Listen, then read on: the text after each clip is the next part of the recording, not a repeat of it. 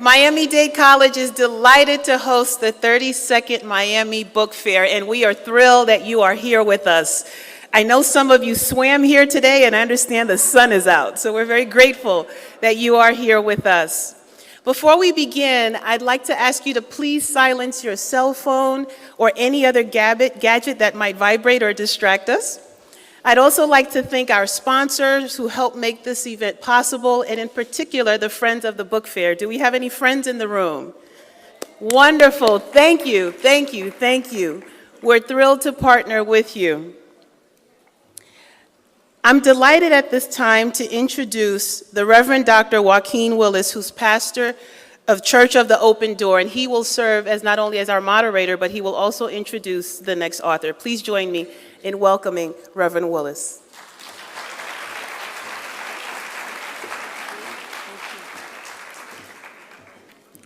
Good evening. As you heard, my name is Pastor R. Joaquin Willis. I am pastor of the Church of the Open Door, and I am truly happy to introduce two good friends and both very intelligent people. Our first author is Joanne Reid. She is MSNBC's national correspondent. She appears regularly on primetime programs, including Hardball with Chris Matthews and The Last Word with Lawrence O'Donnell. She is the former managing editor of thegrio.com and has written columns for the New York Times, the Miami Herald, the Sun Sentinel, South Florida Times, and in her book, Fracture, Barack Obama, the Clintons, and the Racial Divide, published by Monroe, Reid shows that despite the progress we have made, we are still a nation divided.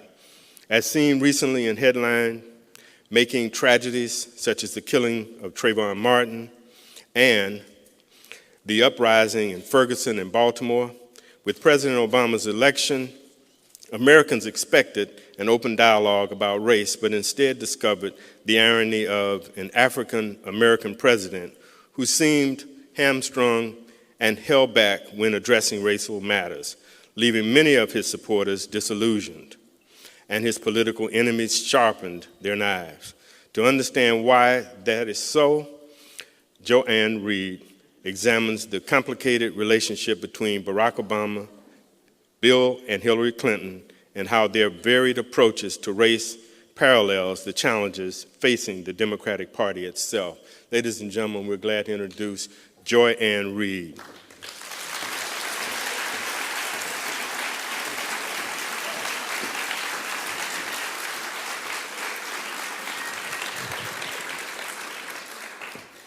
Our second author, who will be no doubt challenged in the discussion with Joanne, is none other than Leonard Pitts, Jr.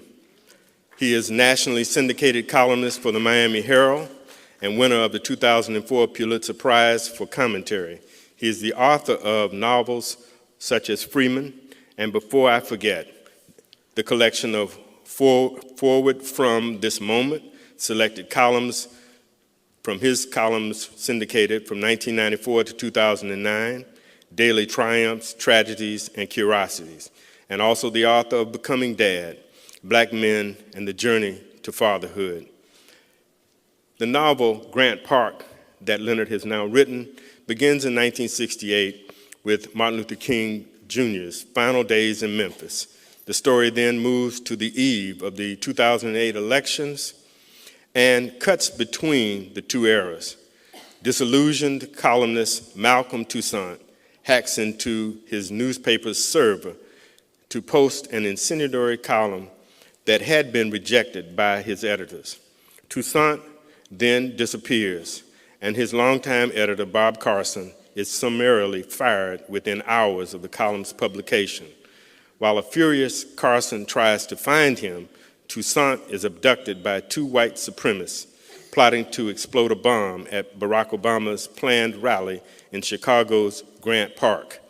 Toussaint and Carson are forced to remember the choices they made as young men when both of their lives were changed profoundly by the work in the civil rights movement that they had begun. Ladies and gentlemen, I introduce to you Leonard Pitts, Jr.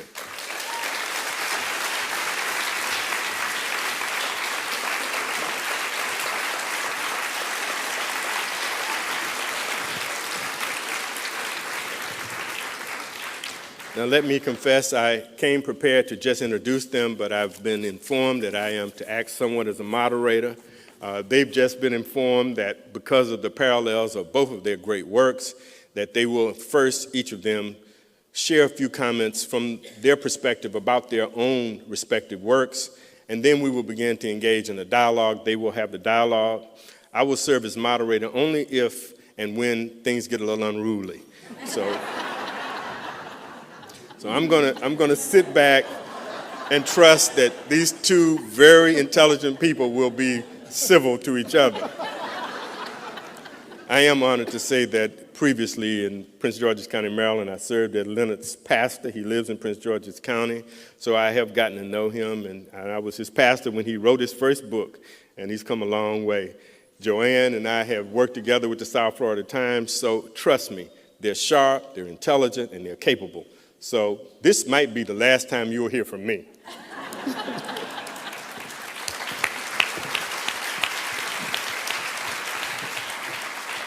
Shall I start? Okay.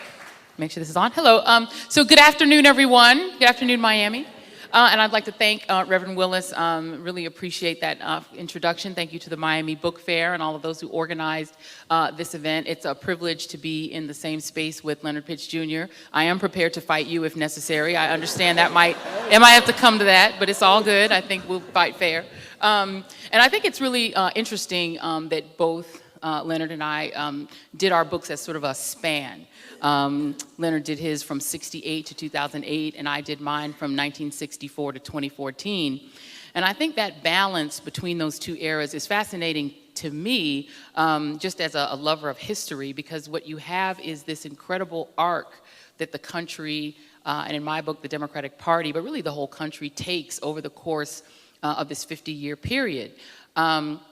And when I started out thinking about Fracture, about my book, I did so in 2013, and did so knowing we were looking at 3 Jubilee years of the Civil Rights Movement, 50 years on from 3 of the most momentous years in the history of this country, 1963, when of course you had the March on Washington, really that was designed to get the Congress to pass the Civil Rights Act of 1963, which the Kennedy administration had introduced in Congress after the infamous stand in the schoolhouse door. And then you had 1964 when the act, which would become the Civil Rights Act of 1964, was passed after Kennedy's assassination. And then, of course, you had 1965 when the Voting Rights Act was passed to fix the inadequacies of the 64 bill. So you have these 3 incredible years in our civil rights history, and I wanted to parallel those with what happened 50 years later when we now have the thing that Dr. King in 1964, in December of 64, said he thought was absolutely possible, a black president, and something that Bobby Kennedy thought in 1961, at the height of some of the most violent periods in what was taking place in the American South, that he thought could happen, which was an eventual black president. So now we come 50 years later and we actually have one. And so the question that I'm attempting to answer in my book is, what does that mean for us? Is it possible to be post-racial? Do the victories of the 1960s mean that we have closed the chapter on race in America? And obviously, I think that both myself and Leonard and Reverend Willis would agree the answer is a resounding absolutely not. That not only did we not close a racial chapter in our history, we essentially opened what you might call a third Reconstruction. If you see the first Reconstruction and you know what immediately happened was a tremendous, vicious, violent backlash, which, ironically enough, at the time was led by members of what would be the Democratic Party in the South, who were leading an absolute backlash, attempting to undo any semblance of this Reconstruction movement to take former enslaved people and inculcate them into society, allow them into civic society. And then if you see the period of the middle 1960s as sort of a second Reconstruction, you also had a backlash that would ultimately really fundamentally change the Democratic Party. I liken the African-American sort of break-in almost to the Democratic Party, particularly in the South, where that was the only way you could wield any political power or exercise any political power was through the lone party, the Democratic Party. It was sort of akin to the accusations of block busting when black residents would move onto a neighborhood block and white residents would protest and ultimately move out. And that's essentially what happened to the Democratic Party in the South. Black voters moved in, and over the course of 40 years, white voters moved out. And so these two parties were fundamentally transformed by the Civil Rights Movement and by the Second Reconstruction. And if you then look at the election of Barack Obama as sort of a third Reconstruction, that too was attended by a vicious backlash, certainly not as violent as the first Reconstruction or the second, but just as deep-seated and long-standing. And I think we're still in the midst of much of it. You're seeing a lot of the reaction to the election of Barack Obama in civic society even today, and some of the frustrations of voters who were on the other side of that movement, and in some of the ongoing frustrations of African Americans who are still waiting for essentially the payoff of 50 years of striving and fighting. And so I think we do still have many fractures in the book. I could have called it fractures with an S, because there are many. There are those between African Americans and white Americans. There are those between Black Americans and police. There are those between often African Americans and the Democratic Party, which has played a game of pulling in African Americans and pushing them away, often even in the body of the same person, a la Bill Clinton. So what I tried to get at is all of these different fissures and sort of what they mean, not just for the Democratic Party, but for the country. Leonard? Okay.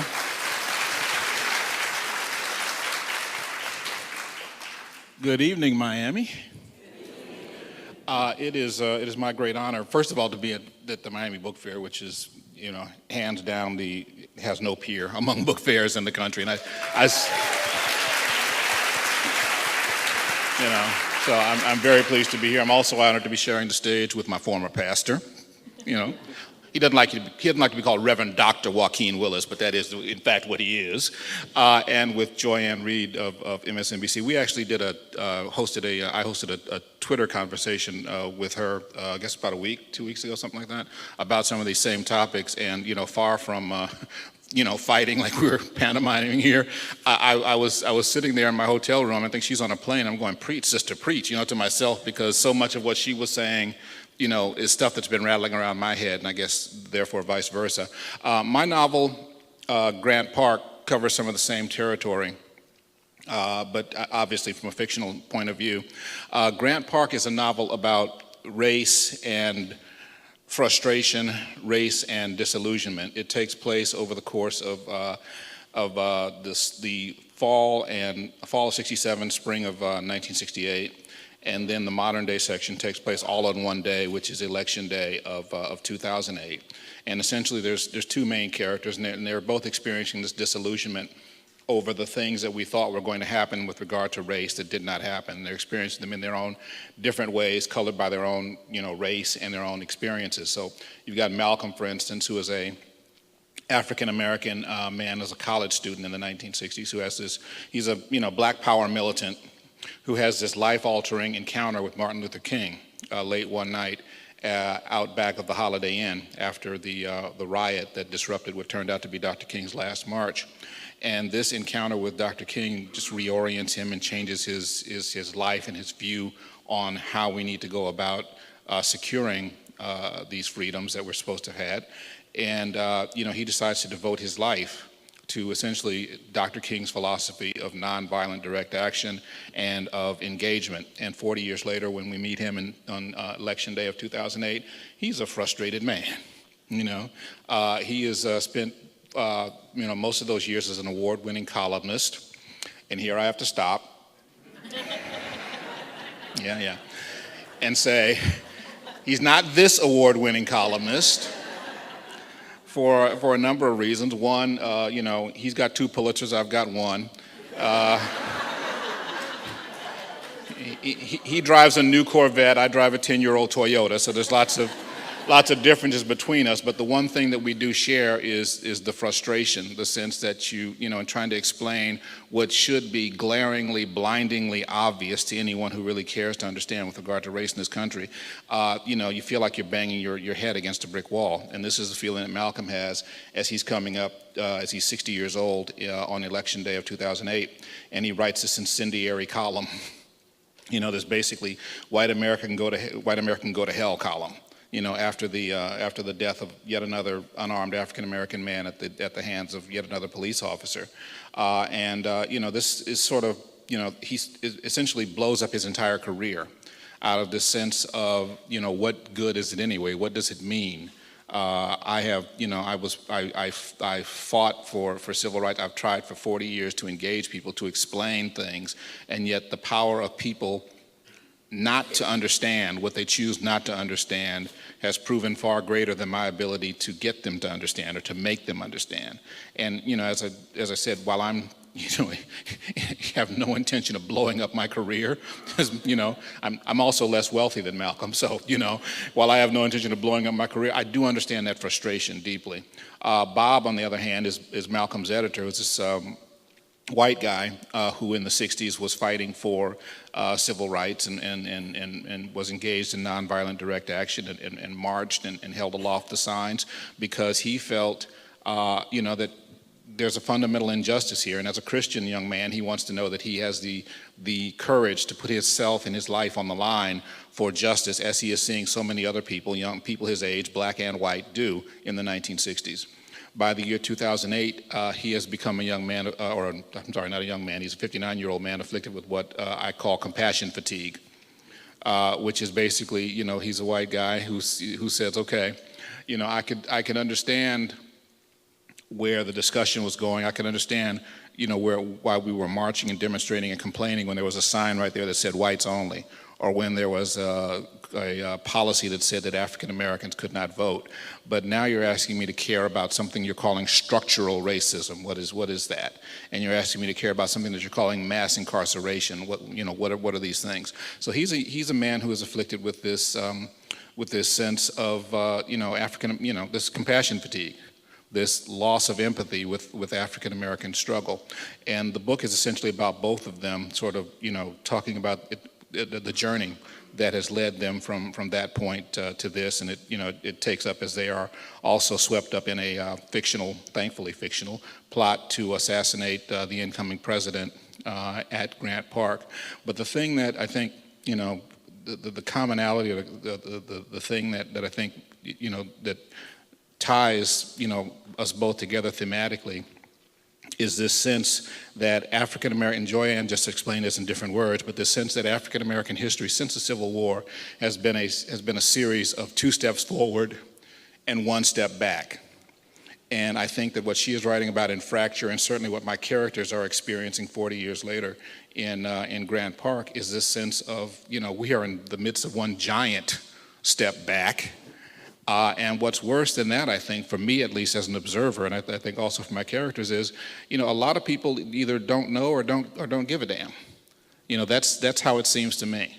And as an African American man, I find that absolutely horrifying and frustrating. My friend Tanana Reeve Dew is in the first row, and we were talking before he came over here.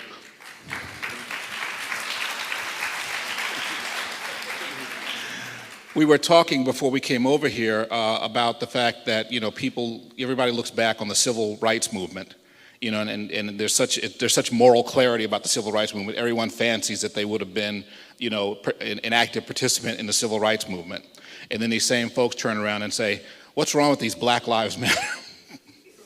Exactly, the civil rights movement of our era.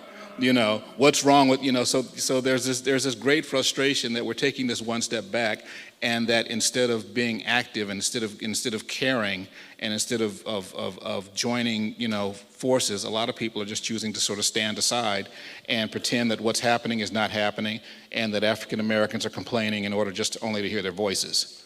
And I have to tell you, as I said, I don't have a lot in common with Malcolm, but as I've said a moment ago and will repeat, that frustration is absolutely common to me, him, and I would imagine a great many of us. What I would like for us to do, I inadvertently found myself in this seat, but I love the fact that you all are doing this, and I'm going to throw out a little monkey wrench here. Recently, in a sermon I preached, we were addressing this issue of post-traumatic stress, and that is how post-traumatic stress differs from post-traumatic slave syndrome. And the reaction that I got from the congregation was mind-blowing. Post-traumatic stress, we know, is one single event. It shakes you up, and you try to get through it. But post-traumatic slave syndrome, according to Dr. Joy DeGruy, who is the PhD who has studied this for over 25 years, It is different from PTSD. It's the result of single trauma, PTSD is, but post-traumatic stress is single.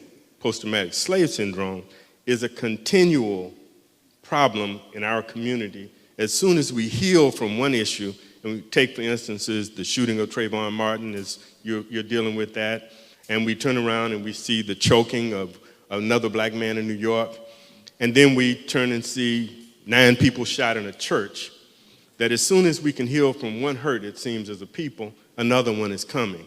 And what she's saying is that this has created a serious backlash, and especially after the election of a black president, as you are addressing it right now. We thought things might get better, but in some ways, the black community got disillusioned, while the white community got aggravated, because it seemed this president getting in office needed to be accountable to all people and couldn't make the change that needed to be made. And Joy, I think you're addressing that, so if you would mind commenting on that first, and then maybe Leonard, if you would like to address this post-traumatic slave syndrome mentality, if you have any comments on that. Well, and thank you very much, Reverend Willis. It's a good question. So I'll start my answer by acknowledging that today is 1 year on since the shooting death of Tamir Rice, the 12-year-old boy who was playing with a toy gun in a park across the street from his home at a community center and was shot to death by a police officer who pulled up.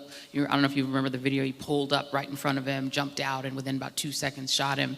That was a year ago, and there's still not been any resolution in the case. The prosecutor in the case, Tim McGinty, turned the case over to a grand jury. Neither of the officers has ever given a statement. They weren't asked to give a statement. There's a judge in Cuyahoga County who ruled that there was sufficient evidence to charge both officers, Officer Timothy Lohman, who actually did the shooting, and the other officer, Officer Garmbach, who was the more senior officer on the scene, with multiple crimes, including manslaughter. And despite that judge's ruling, you've had the prosecutor, who I like to point out to folks is a Democrat, as was the prosecutor in the Ferguson case. So these are not issues of partisanship. These are, in many of these cases, these are political fellow travelers of African Americans, party-wise, who are making these decisions. So that's been a year with no resolution in the case. Now contrast that with the case in North Charleston, South Carolina, where there was almost immediate resolution of the case of Walter Scott, but only after there was videotaped evidence that the officer's story was 100% false. This was a case where a 52-year-old man got out of his car and ran away from an officer who was pulling him over for a minor traffic violation because he was afraid he'd be arrested for some child support issues, that he'd been arrested before. The officer squares up in the video and shoots him from a distance, puts 7 bullets in him, and then walks over to him and appears to drop his taser on the body, and then tells his dispatcher that he fought Walter Scott over his taser and had to shoot him.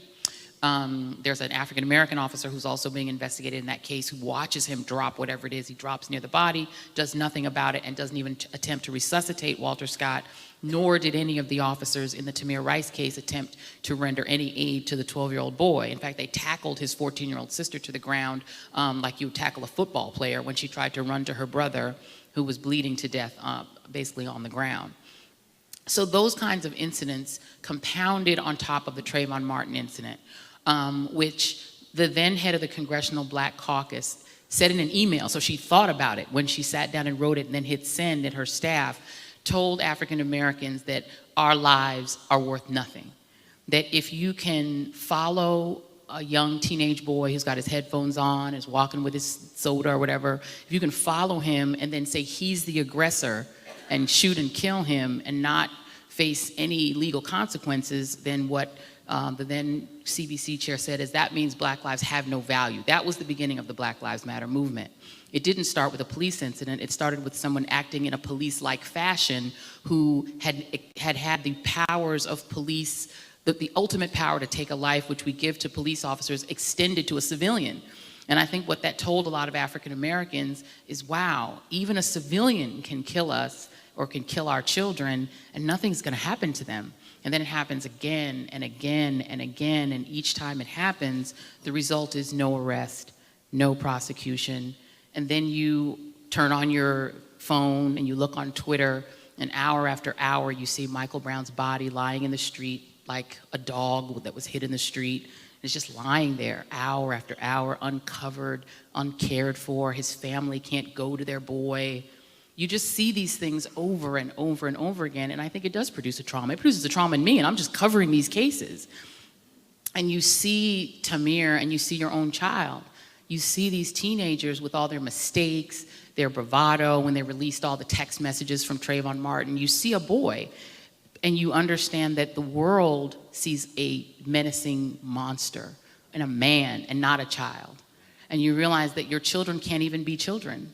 They can't play with toy guns. They can't play cops and robbers. They can't do any of the things that boyhood used to involve without fear of death. Your husband can't pull over to the side of the road because his car broke down without an unmarked van pulling up and he ends up shot and killed, as in the Corey Jones case. So I think this constant trauma and feeling of unsafety and uncitizenship is where that trauma comes from.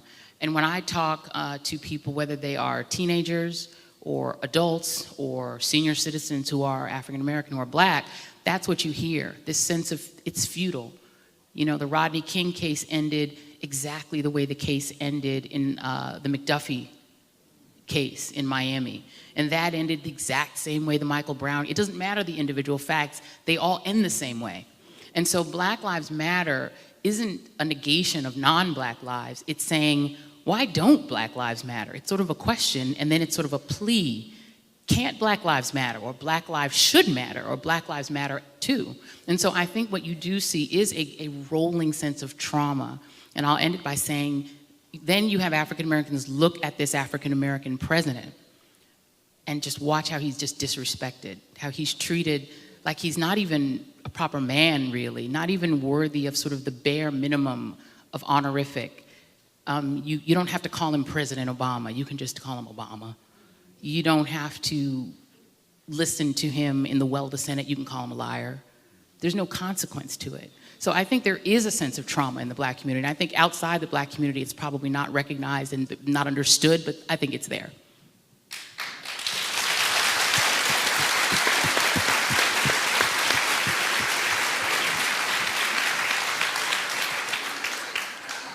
You know, it's interesting. People often, writers of emails and whatever to me often want to cite, you know, the poverty rate of the African American community or the alleged crime rate of the African American community or the, you know, educational gap in the African American community, et cetera, et cetera.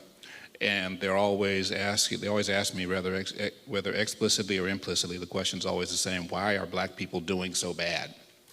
Matter of fact, one guy on Twitter, you people have been free since 1865. Why are you doing so bad? And the thing that I don't think people really understand is when you have experienced the level of malevolence that African American community has experienced, and you know, the examples that Joanne just gave were all from just like the last 4 or 5 years, okay? But when you take that and you compound it with the economic exploitation, with the fact that we live under a criminal injustice system, which has essentially criminalized the existence of African American men, when you take that and compare it with, or add it to a media structure, news and entertainment media, which have essentially, as Chris Rock joked, made us born suspects.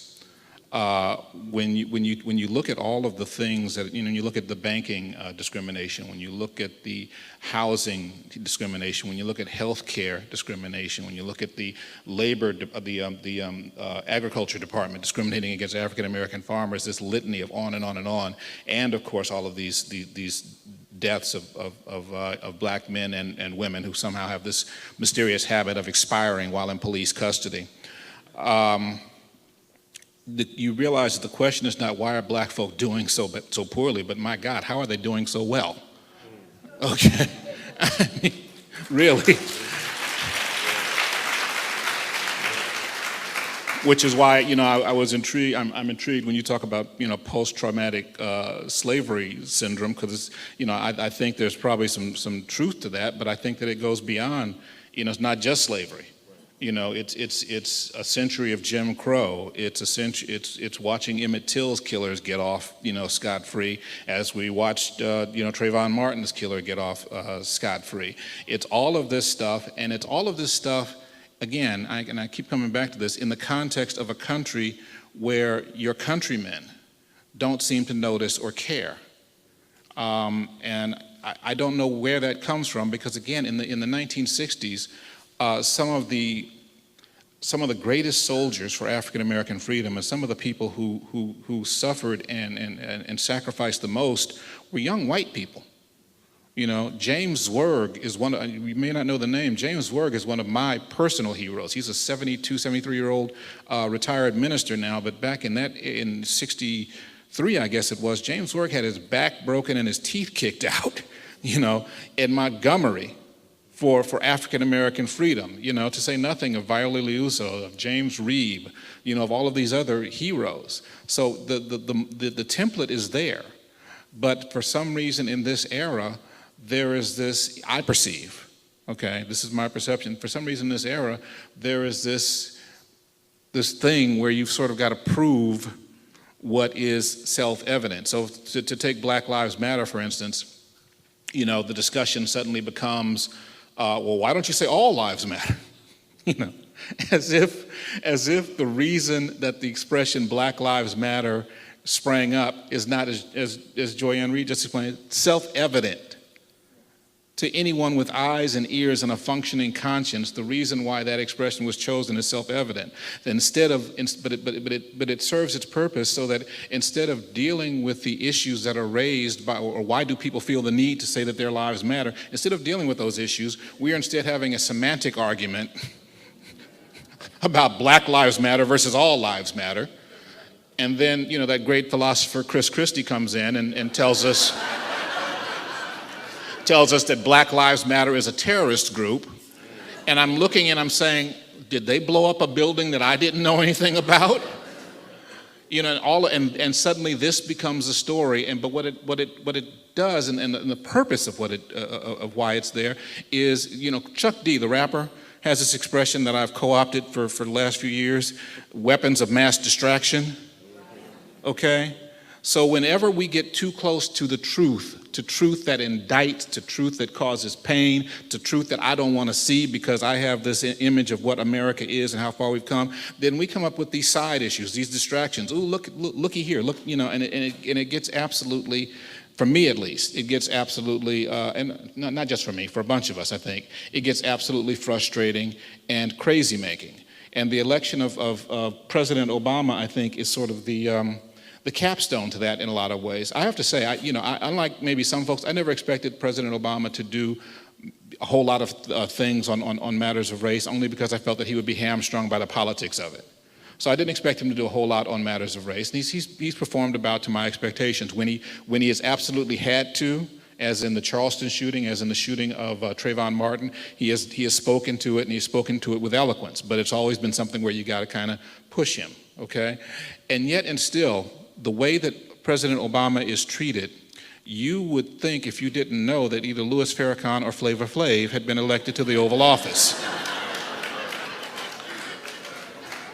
And Joy-Ann touched on it, the absolute disrespect, not of policy, not of program, but of person, okay? Now here's the thing, if you have not disagreed with your president, and I'm talking about any president, if you have not disagreed with your president at some point in over his or her administration, if you have not thought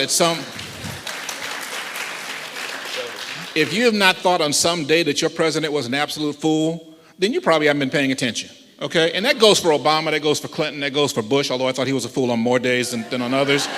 But you haven't been paying attention. So I have absolutely no problem with criticizing President Obama. I've done it. If you've read the column, I criticized Obama on that sloppy rollout of the Affordable Care Act. I criticized him on the drone strikes, It's absolutely allowable to criticize your president, but this is not criticism. When you've got legislators, we're not talking about fools on radio or on Fox News or whatever. Legislators calling him uppity and boy, okay? and a state legislator in Tennessee sending out a picture of, aide to a state legislator in Tennessee sending out a picture of supposedly the 44 presidents, and you got 43 presidents in nice statesman-like poses, and the 44th is a pair of cartoon spook eyes against a black backdrop. Okay, and then you add into that all of the other stuff. You add into that the images of the president as a chimp. You add into that the sign at the Tea Party rally, death to Michelle and Barack and their two stupid kids. You add into that Ted Nugent's calling him a subhuman mongrel. This is not about presidency. What's happened is that the election of President Obama has served as a wake-up call for folks who see this country changing in ways that they don't want it to change. Okay, demographically, this country is becoming,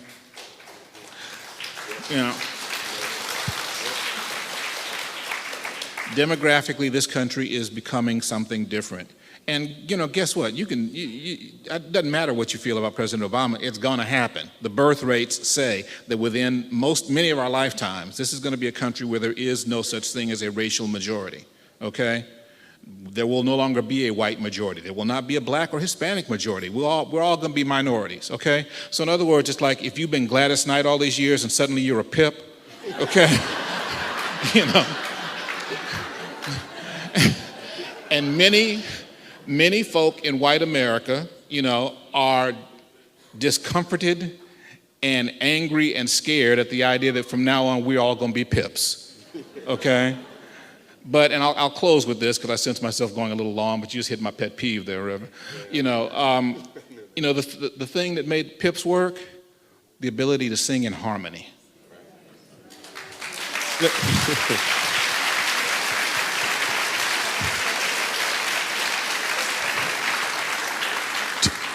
To the point of your book, I think you are addressing in Grant Park the idea that 1968 had an impact on how things played out in 2008. And I think one of the things you're just saying now, which ties in, and I'd like for both of you to quickly respond, because I was told that we need to open up for questions in a few minutes, correct? Yep. So what I would ask you in this same context, in this same post-traumatic slave syndrome, one of the questions the author in Ebony magazine raised, well, why isn't mama or daddy proud of me? Which kind of plays into what the children are feeling right now, comes out of that sense of slavery when it wasn't good to tell our little girls that they were beautiful because they may be taken and raped, or to tell our young men that they were strong and capable because they were going to be sold off and become somebody's buck. And that mentality now has trickled down to the point where in the Miami Herald today, one of the members of our congregation wrote an article about his two little daughters, they're twins, going to school and not really feeling like, as smart as they are, that they're smart. They've been put into some kind of cast that says you're just average, but they're really very bright. And so with that, I'd like for you to quickly kind of help us connect these dots. You opened up some wounds. Yes, I know I picked on your little spot, and I know how you are, Leonard. You're quick on these things. What would you tell a mother or father today about dealing with this issue? Because our children need self-esteem. And your books, both of them, are going to give them a lot because you're giving them something to think about. The fracture, you're thinking now how history 40 years ago affected the president. It's fictional, but it's believable. Right. So what would you say? You have children and grandchildren. How would you deal with some of that? Well, very quickly, I'd just say that you can't give anyone self-esteem. They earn self-esteem. By doing a certain thing excellently. But the thing that I would tell African American children, frankly, I would tell all children, is that you have to be, and I'm not saying be self-centered, but you have to be a little less concerned with looking good in the eyes of all these folks around you, and have your own standard for yourself in terms of this is what I can, in terms of this is what I can do, or this is what I can achieve, or this is where I think I can be. I think you have to be willing to hit that standard. I told a young lady once, she was an African-American kid, and she was having trouble, not so much in school, she was doing well in school, but her doing well in school was causing her to lose friends. And the thing is, sometimes, walking to success, it's a one-lane road around a mountain. Sometimes, and kids are social creatures, and they want to be able to have, everybody, we're going to go. But sometimes to get where you're going to go, you got to walk a one lane and pick them up on the other side. So that's what I would say. And I would agree with that. I would say that you have to have tunnel vision and only be able to see your end goal and almost ignore every other message that's coming at you. I mean, there are children in South Side of Chicago, children, right here in this community that are having to walk through hell just to go to school. They're having to try to tune out and crowd out violence and want and hunger and, messages that they are not as good as, that they're less than all day in order to just get into the schoolhouse door, let alone be able to pass standardized tests and succeed. So you really do have to develop a tunnel vision that you just have to ignore all of those messages if you can and try to find around you the circle of people who will lift you up. And sometimes it really isn't easy, but I remind young people when I talk to them, particularly college students, is don't postcardize past heroes. Dr. King, you write about Dr. King in 1968. By 1968, Dr. King was a very pessimistic man.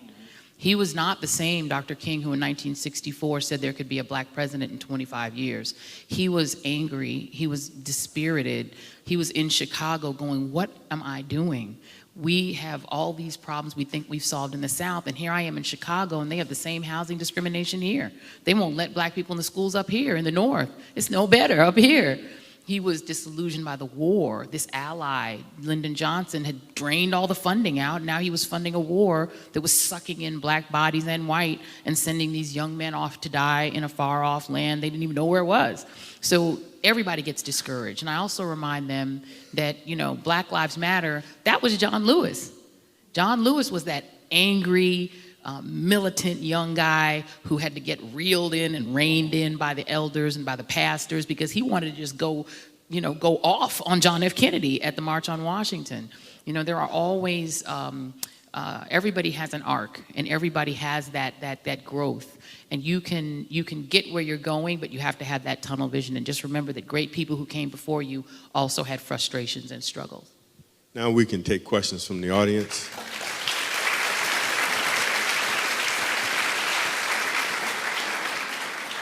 Hi, I'm wondering from your point of view, or even in your books, if you take on the issue of immigration, like Miami as an example, was going through so many of the same issues in the early 60s with sit-ins, et cetera, and even took it on earlier because of the migration of many white people down here. But it just seems like because of, if you, even like in 1962, it was a Cuban Revolution, so that just overshadowed everything going on, and then Black community here just lost footing, and there seems to be a resulting even resentment that of the political power struggle. But how has immigration in the U.S. kind of changed Black-white power issues? Joy? I'll just say that, it's been remarkable to watch the extent to which things like voting restrictions are really increasingly turned against Latino Americans, almost more so than African Americans, because the rising population is Latinos. And you have this irony that in the Republican Party, the sort of elites of the party understand that they've got to do something to broaden the base. The Republican Party has become a very monoracial party. And going forward, because the population is getting 2% more non-white every 4 years, it's going to be harder and harder to win national elections because you've got to get north of 60% of the white vote, and that is not easy. Only Ronald Reagan has ever done it. So Mitt Romney got 59% of the white vote and lost by 7 million votes or something. It's just not really easy. So there's this real irony that I think on the Republican side, the elites of the party understand that doing things like immigration reform would be a net plus. But at the base of the party, there is a fundamental rejection of that idea and a real rejection of immigration reform. I'll try to be brief, but the Public Religion Research Institute, PRRI, just did a fascinating poll. They do this American Value Survey every year, and they found that overwhelmingly white working class Americans absolutely reject the idea of immigration reform. The majority believe immigrants are a drain on the country, not a help to the country. The majority become angry at hearing people speaking languages other than English in front of them, do not like the notion of multilingual America, and are dead set against any form of immigration reform, really to the detriment of their preferred party. So I think this is an issue that's got to get worked out on the right, because increasingly the base of the Republican Party is no longer listening to the elites. The elites of the party have been telling them we've got to do immigration reform for since George W. Bush, who was actually pretty smart on the issue, since Jack Kemp, who was actually quite good at trying to recruit African Americans. The base isn't listening anymore. You're seeing in Donald Trump the essence of the breach on the right, which is that the base of the Republican Party is no longer listening on issues like immigration reform to the detriment of their own party. Just one quick question, Joanne. In the study that you just referenced, would I be correct in assuming that all of the respondents were Native American? I would not. Okay, Well, can I give you one I'm more just data asking. point? I'm going to give you one more data point from that survey. This was a fascinating data point. And I think it gets to a lot of what both of us are writing about in our book. You talked about the fatigue of a lot of white America. There's a data point in this survey that says that there's a high correlation between voters who say America's best days are behind it. Large majority of Tea Party affiliated voters and a majority of Republicans and a majority of conservatives say that the country's best days are behind it, not ahead. Whereas a majority of Democrats and African Americans and Latinos say the best days are ahead. There's a high correlation between that statistic and people who say that white men have lost cultural influence since the 1950s. And so I think you're starting to see that some of that ethnic insecurity that is around immigration is starting to affect politics. We got a line forming back there. Would you like to make a comment, though, Leonard, on that question? That was his comment. Go. Let's take the next question. Thank you. Thank you. Good afternoon. I don't know if this is a question or a comment. I grew up it's in a question. It's a question. I'm going to pose it as a question. All right, good. I grew up before the N-word. I grew up when white people could call you nigger, and that was what I got called. In a country town. There was no Martin Luther King, Malcolm X. They weren't in that town. In California, very democratic state. It's something that I learned from that town, and I learned since then is people take care of their own. So you don't see police roll up on police and shoot police. Firemen go into a burning building, they take out other firemen, as well as us. Military soldiers, same concept. My question is, how can we as black people and citizens get in that group of our own so that we're actually taking care of our own? If we're all Americans, why aren't we taking care of all Americans? Why is it we're just trying to take care of African Americans or Hispanic Americans or female Americans, so on, immigrant Americans? Like, we're all in the same group. So when is that part going to happen that we realize that we have to take care of our own? I think all of us. Yes. I think the problem with that is it's never been African Americans who didn't understand that. African Americans spent many years and much money on skin dyeing and hair straightening, trying to become part of the us, part of the the whatever. It's African Americans who have been historically rejected from that for very many years. But I take your point. I think your point is absolutely the ideal. We should come to a point where when we say us or we're talking about the United States, all of us as Americans. But the fact of the matter is, the fact that we're not there yet, that the onus of that is not on African Americans.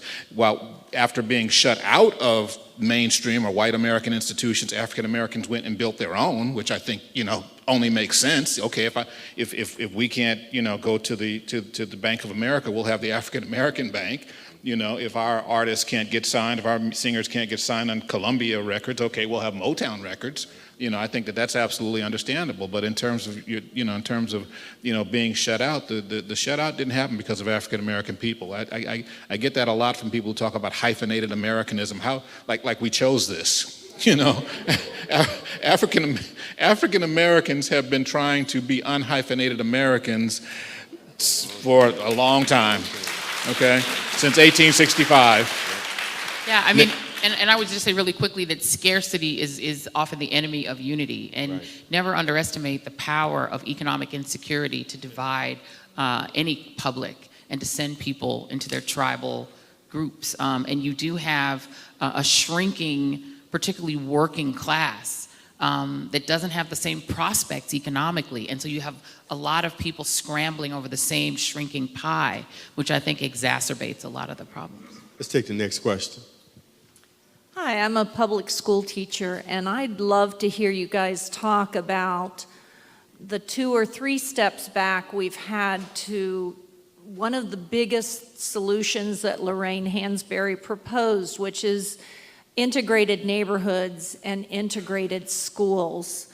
And just, it's very difficult even in this beautiful town. The neighborhoods my husband and I to choose from to raise kids in integrated schools were very few in this multicultural community.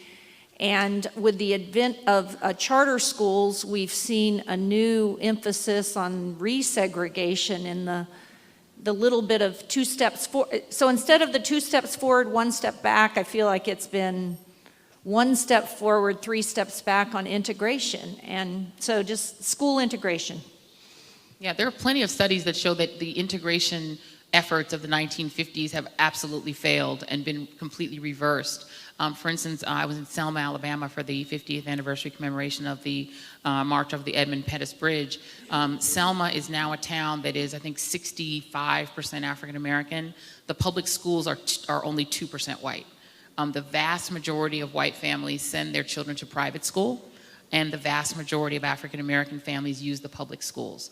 In New York, where I now live, if you walk through Chelsea, which is one of the wealthiest neighborhoods in the city, the public schools in Chelsea are all black and are not good schools. And you see all of the white families walking their children in uniforms through Chelsea to send them to private school.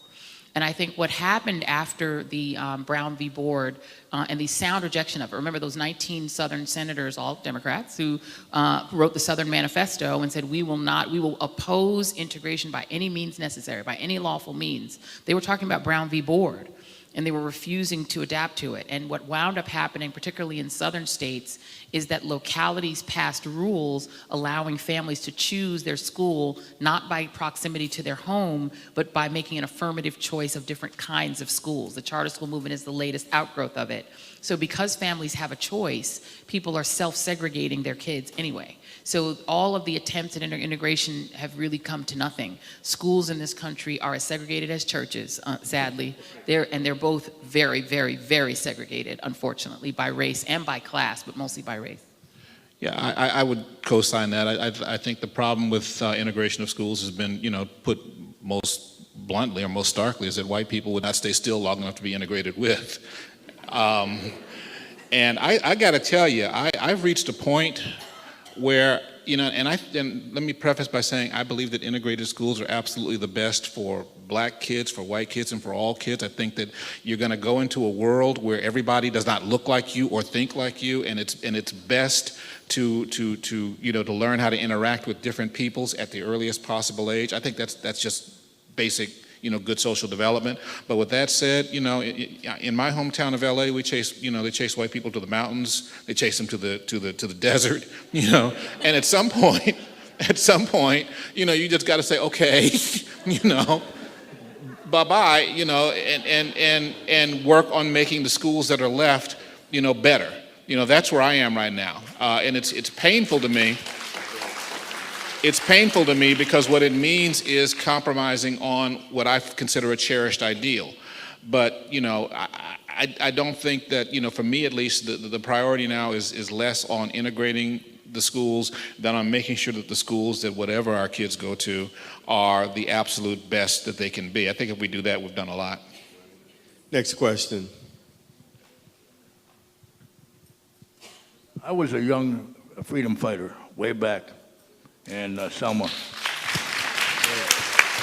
Not only that, I was thrown off the bus, okay? The marshals stormed the bus, if you remember, and a bunch of us was thrown off. I was one of them. Anniston, Alabama?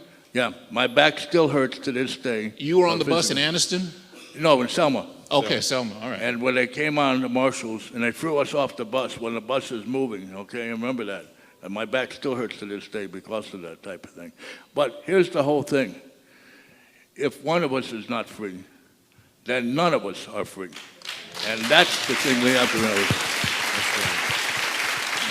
Thank you. Talk about that, I'd appreciate it. That is pretty, it's almost word for word what James, I told you about James Werg a moment ago. That's almost word for word what James Werg said in the hospital as he's lying there with his broken back and his teeth kicked out. And what was really, sad about that story is his parents, from whom he thought he had learned these values, came and told him, his father was angry with him for years, told him, you let those N-words use you, But James Berg was an American hero, and he said pretty much exactly what you just said, sir. But can I say too that I think that everyone sort of agrees upon about the heroic quality of that heroic period in American history. But I think in a way, if you look at the argument made by Chief Justice Roberts in gutting the Voting Rights Act, I think it's become so postcardized that it's for a lot of Americans put a period at the end of racial problems. And so one of the things that I write a lot about is this sense we have two different conversations happening where for a lot of white Americans, it's like we did that, we fixed that in the 1960s. And so to your point, a lot of people are saying, why are you still complaining about this? We fixed that in the 60s. And I think, we put a lot of this on the United States, but listen, no culture, no society wants to be the bad guy in their own narrative. The Truth and Reconciliation Commissions that we laud in South Africa were attended almost entirely by Black South Africans. White South Africans, by and large, did not attend and were not interested in going. We made the Germans go at gunpoint, essentially, because we were occupying their country. And it's very difficult to convince a country that depicts itself as Captain America and Superman that you're actually Darth Vader and Lex Luthor in this story, right? Nobody wants to be that. Even Darth Vader wants, in the end of Star Wars, to be a good guy, Yeah, He's no, little that's very Anakin, true. So it's like, I think that you're making an argument that's difficult for Americans to accept, to say, we want you to accept the villainry of your history rather than the grandeur of it. And for Black politicians in particular, there's a particular rule that in order to become what Barack Obama has become, to become president, to become a national figure, your job is to argue past the past and to talk about the progress and to lift up the country. And the moment you don't do that, then you're Jesse Jackson, you're a race man. If you say, but there are these issues. You're not supposed to do that. And I think it's because in the psyche of most countries, people all want to be the good guy. They don't want to accept that maybe our country maybe isn't so perfect. Yeah, that's This why. is our last question. That's my signal, Dr. Pascal. I am the signal. Yes. This is just a tough conversation to end, but we thank you for your thoughtful and courageous leadership, and we're so grateful that you spent this time. Please join me in thanking our Thank you. Thank you.